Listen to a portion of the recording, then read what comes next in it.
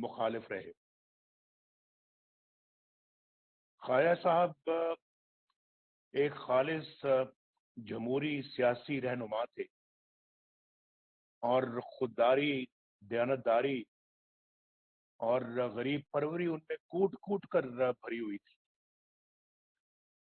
تو حب الوطنی، پاکستان سے محبت ان کا خاصہ تھی، اور ان کے چلے جانے سے ایک بہت بڑا خلا پیدا ہو گیا، جسے آج تک محسوس کیا جا رہا ہے۔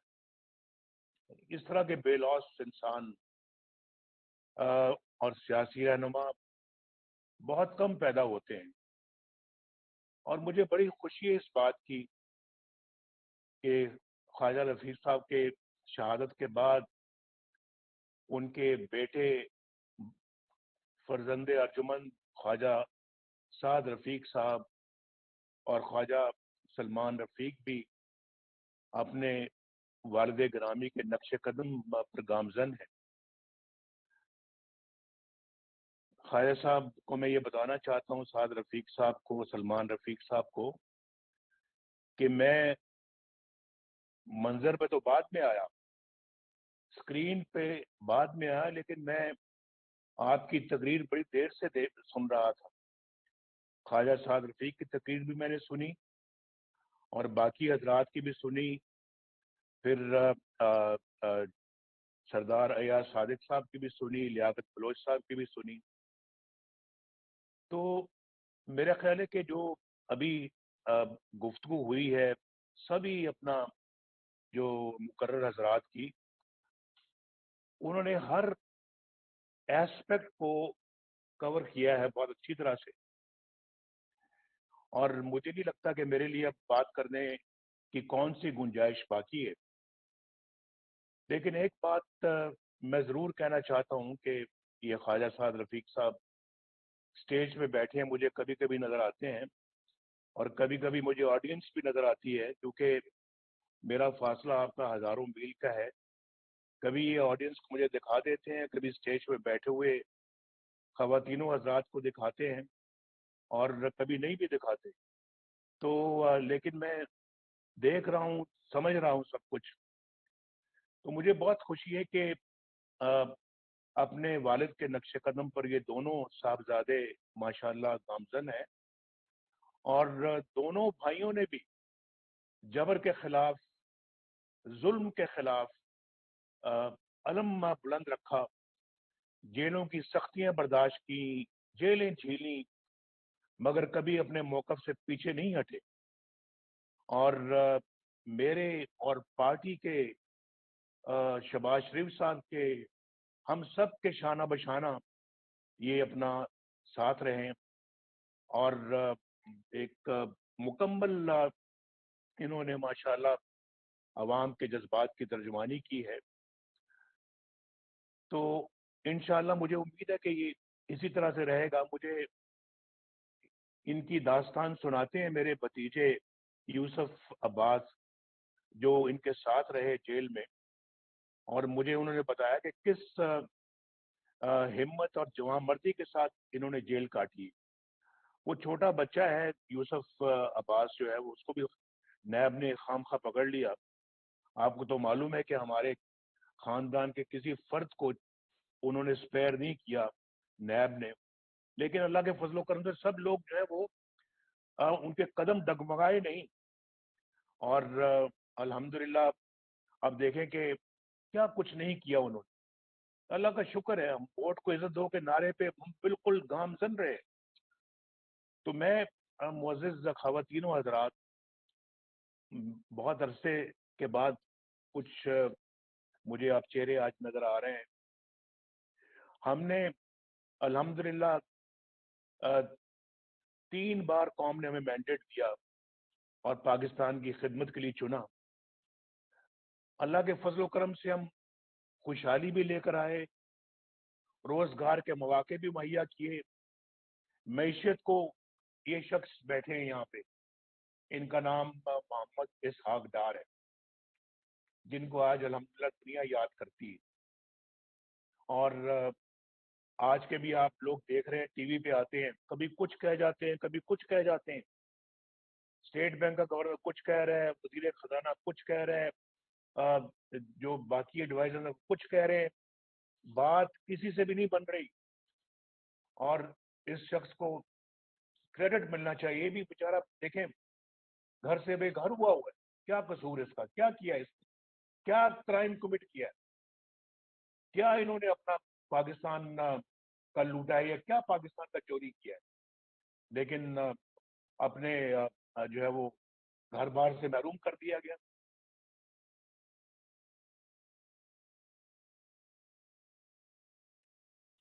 ان کی بھی جائیداد میری جائیداد.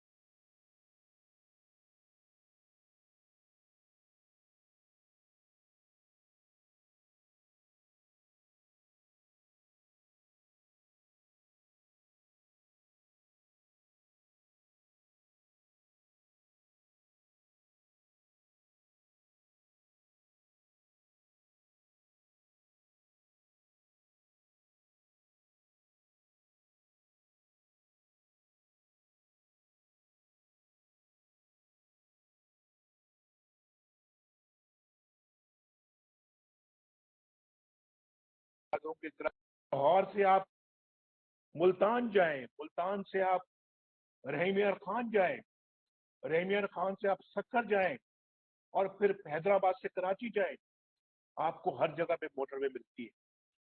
ادھر سے ڈیرہ اسماعیل خان سے لے کے بلوچستان, کوئٹہ, یہ وہاں تک آپ کو موٹر وے ملتی ہے. گوادر سے لے کے آپ کو کوئٹہ تک موٹر وے ملتی ہے. وہاں پہ ہائی وے آپ کو ملتی ہے, جو کبھی پاکستان کی تاریخ میں کبھی کسی نے کبھی بنانی تو دور کی بات ہے, سوچی بھی نہیں. اور بھی یہ جو گلگت ہے, گلگت سے لے کے آپ اسکردو جائیں, وہاں سے 50 ارب روپے خرچ کر کے بہترین سڑک مکمل ہو چکی ہے. یہ تو تاریخ نئی رقم ہو رہی ہے, نئی تاریخ رقم ہو رہی ہے. پتہ نہیں یہ کون سے نئے پاکستان کی بات کرتے تھے. نیا پاکستان تو یہ ہے جس کی نہ صرف ہم نے بنیاد رکھی بلکہ پایا تکمیل تک پہنچایا, اور موٹر ویز کے جال بچھائے, میٹروز اور اورنج لائن بنائی. شہباز صاحب نے جو میٹرو جو بنایا ہے, اورنج لائن بنائی ہے, بہترین کام کیا ہے. جہاں پہ بیٹھے ہوئے یہاں سے میٹرو بھی آپ کے پاس سے گزر رہی ہے, اور اورنج لائن بھی آپ کے پاس سے گزر رہی ہے. بتائیں اور کیا چاہیے. پاکستان کو ایٹمی قوت بنایا مسلم لیگ نون نے, لوڈ شیڈنگ کے اندھیرے ختم کیے. شہباز صاحب نے بالکل صحیح داستان بتائی آپ کو کہ کس طرح سے جو ہے وہ ہم نے کہا, میں نے کہا میٹنگ میں فیصلہ ہوا, میں نے کہا 5 سال میں لوڈ شیڈنگ ختم ہوگی. اللہ کا کرنا ہوا کہ ہم نے 3 سال میں کر دی. لیکن کمٹمنٹ میں نے ان سب کی, یہ مجھے کہنے لگے, شہباز صاحب کہنے لگے نہیں ووٹ نہیں ملے گا, آپ 1 سال کہیں. میں نے کہا شہباز شریف صاحب 1 سال میں نہیں ہونا یہ, چلے پر 2 سال کہہ دیں. میں نے کہا 2 سال میں بھی نہیں ہونا تو پھر 3 سال کہہ دیں. 3 سے میں نے کہا نہیں, مجھے 5 ہی کہنے دیں, کوشش کریں گے ہم پہلے کر لیں, تو اگر ہو جائے گی تو بہت اچھی بات ہے کہ کہا 5 سال تھا, کر دیا 3 سال میں. لیکن یہ ممکن نہیں تھا بھائی. شہباز صاحب کی ذاتی محنت اگر شامل نہ ہوتی تو لوڈ شیڈنگ کے اندھیرے ختم کرنا ممکن نہیں تھا. اور شہباز صاحب نے بہت اچھی بات کی ہے, جو خواجہ سعد رفیق کو داد دی ہے کہ یہ وہاں پہ جو ہے وہ انہوں نے ریلوے ٹریک بچھایا وہاں پہ. ان کو بھی شاباش کے اتنی کم مدت میں ریلوے ٹریک بچھایا, اور ماشاءاللہ یہ اس کو ترقی کہتے ہیں, اس کو نیا پاکستان کہتے ہیں. دہشت گردی ہم نے ختم کی, ورنہ تو آپ جانتے ہیں کہ ملک میں دہشت گردی کا کیا عالم تھا. روز بم دھماکے ہوتے تھے, روز روز, اور کبھی لاہور میں ہو رہے ہیں, کبھی کوئٹہ میں ہو رہے ہیں, کبھی پشاور میں, کبھی کراچی میں, کہیں کہیں. آپ جانتے ہیں بھائی, جانتے ہیں آپ اچھی طرح سے. اور پھر پاکستان کو امن کا گہوارہ بنایا, انکلوڈنگ کراچی.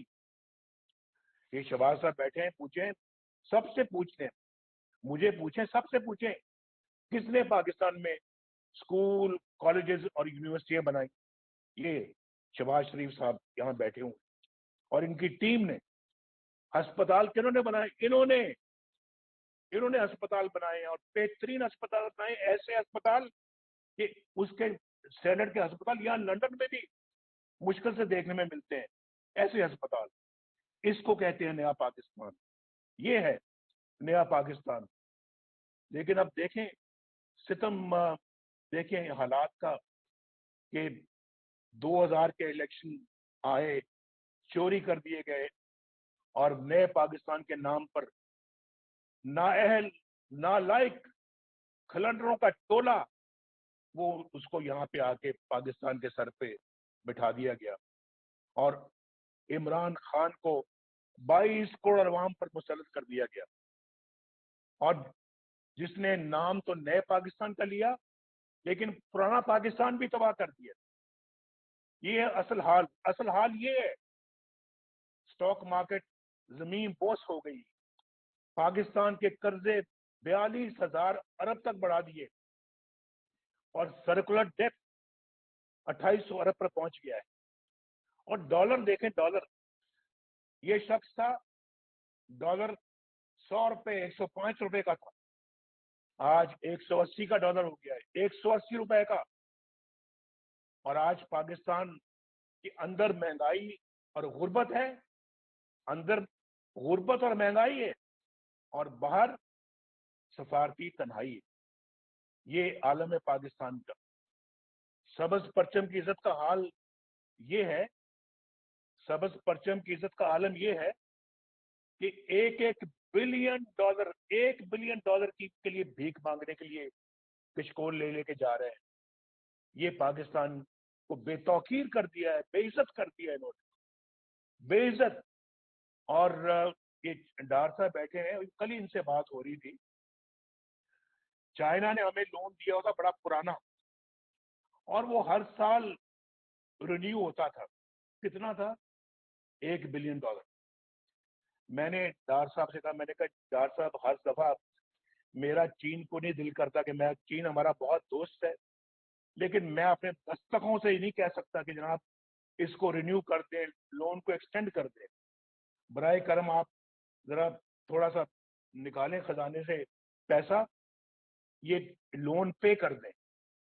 तो डार साहब कहने की ये फर्म चेंज है, हमारे रिजर्व में कमी आ सकती है।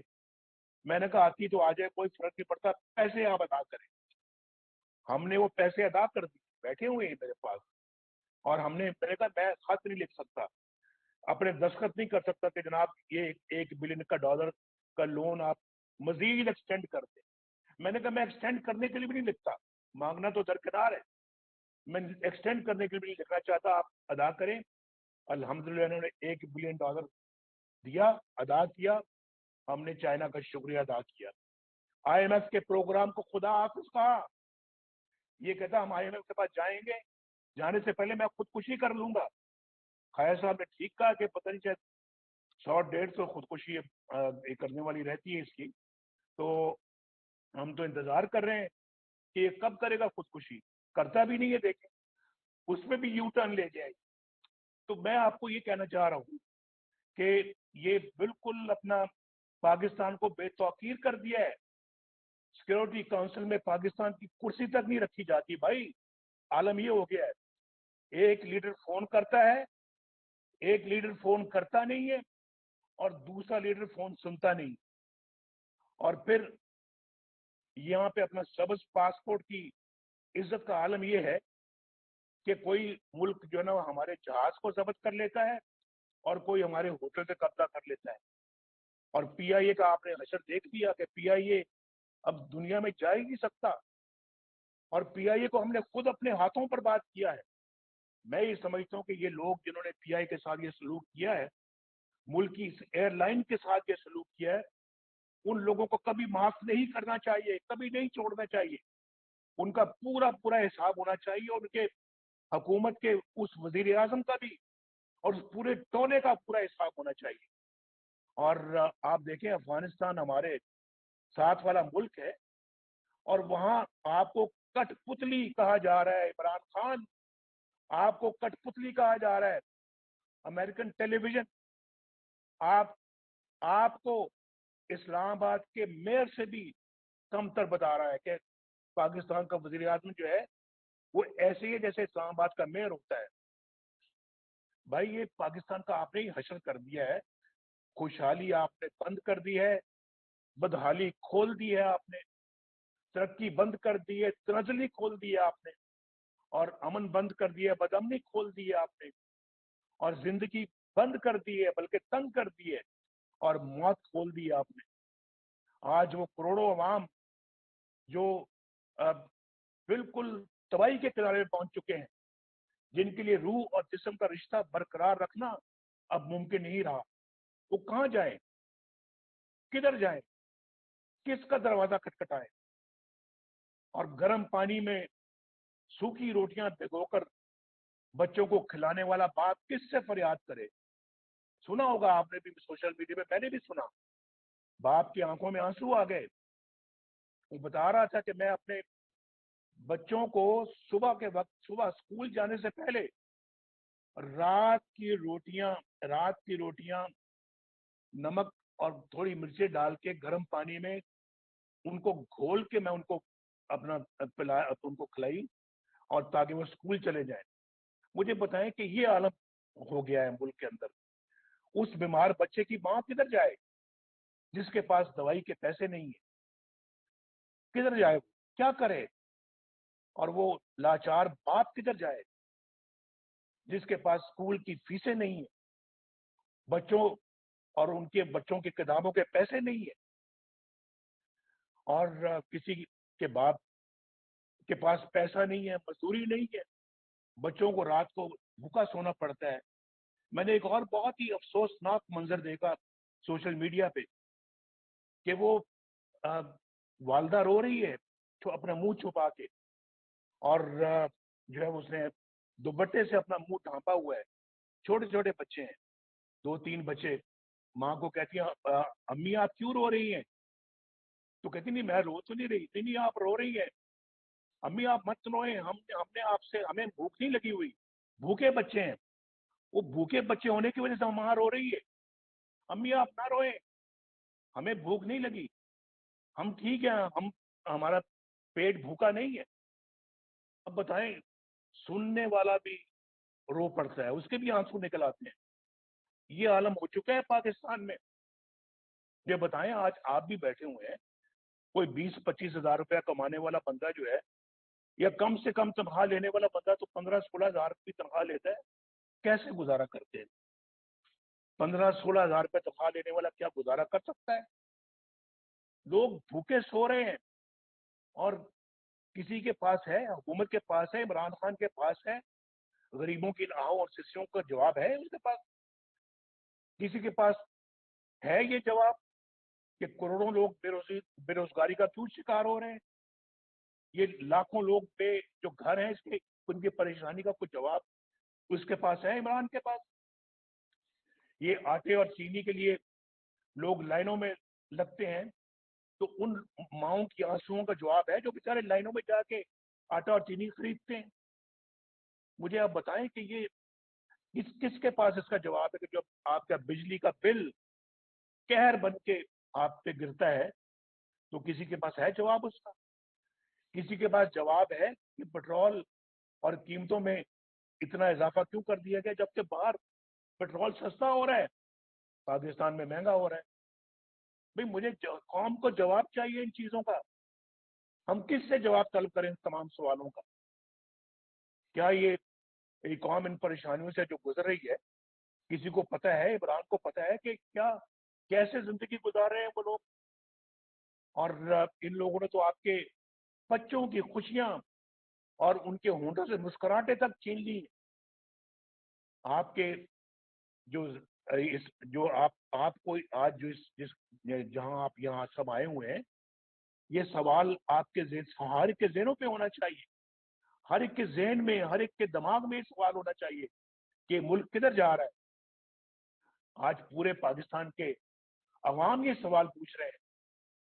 تو یہ وہ پاکستان ہے جس کے لیے ابھی جو خواجہ صاحب کے والد گرامی نے تو پاکستان بننے کے بعد اپنی جان قربان کی, لیکن جس کے لیے ہمارے بڑوں نے قربانیاں کی, کیا یہ وہ پاکستان ہے جس کے لیے ہمارے بڑوں نے جب اپنے گھر بار چھوڑے تو خاندان के अफराद तो पूरे थे, लेकिन पाकिस्तान पहुंचे तो गिराना आधा रह गया था। आधे लोग अल्लाह को प्यारे होकर शहीद कर दिए गए। और क्या ये वो पाकिस्तान है जिसके लिए हमने इतनी कुर्बानियां दी और मासूम बच्चों को तलवारों की धार पर तड़पते देखा था, अपने बूढ़े माँ बाप को कटते हुए देखा था, बेटियों की असमतों को लुटते हुए देखा था? ये वो पाकिस्तान नहीं है। ये वो पाकिस्तान नहीं जिसके लिए हमने ये कुर्बानियां दी थी। आपके और मेरे बड़े भी पाकिस्तान आए थे, बहुत सारे जो पाकिस्तान आए थे, हमारे बड़े भी पाकिस्तान आए थे। तो भाई क्या हुआ आज पाकिस्तान तबाही और बर्बादी की दलदल में क्यों धंस गया? लेकिन इसका जवाब बहुत सादा है जो आपको याद रखना चाहिए, और ये है जो मैं आपको काम की बात बताने लगा हूं। जवाब हमेशा याद रखें। ये इसलिए हुआ कि यहां जिसकी लाठी उसकी भैंस का कानून चला। ये कानून तो नहीं है, लेकिन जिसकी लाठी उसकी भैंस, ये मामला चलाया गया। यहाँ वोट को इज्जत नहीं मिली। ख्वाजा आसिफ की बातें दुरुस्त है। यहाँ वोट को पहली दफा वोट को इज्जत दो का आज नाम लिया जा रहा है, लेकिन अगर पहले किया होता तो शायद आज हालात मुख्तलिफ होते। यहाँ आइन की ताबेदारी नहीं हुई, हल्फ की पासदारी नहीं हुई, अवाम हक के हुक्मरानी से महरूम रहे। आप ऐसे ही बैठे हैं यहाँ पे, आपका कोई हुकूमत लाने में और गिराने में कोई किरदार कभी नहीं रहा।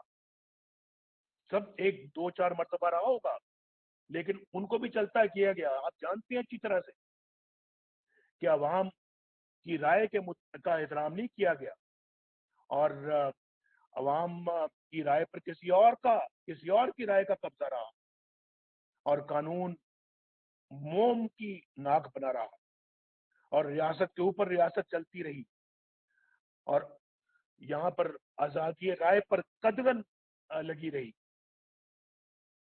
और आइन से बार बार, जमहूरियत से बार बार और मुल्क से बार बार गद्दारी होती रही। ये है वो सवालात के जवाब जो आपको हर शख्स बैठा हुआ जो इस इज्तिमा में, उसको याद रखने चाहिए। ये है वो असबाब जो आपको कभी नहीं भूलने चाहिए। लेकिन मैं ही समझता हूं कि इन सारे मसाइल का हल जो है वो हो सकता है, और बशर्ते कि हमारे 74 साल के जो हमने गलतियां की हैं उससे सबक सीख कर तारीख की जो सिमत है उसको दुरुस्त किया जाए, और हम सब तारीख की सिमत में जो है वो अ, खड़े होते हुए, दुरुस्त सिमत में खड़े होते हुए नजर आए। ये है उसका हल, और इसके बगैर दूसरा हल नहीं है।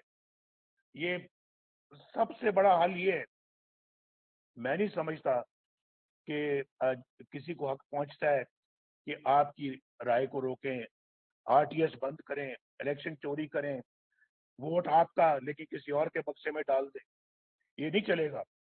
तो जो कौम अपने माजी से सबक नहीं सीखती तो उसका हाल कभी नहीं संवरता, तो ना उसका मुस्तकबिल सुधर सकता है।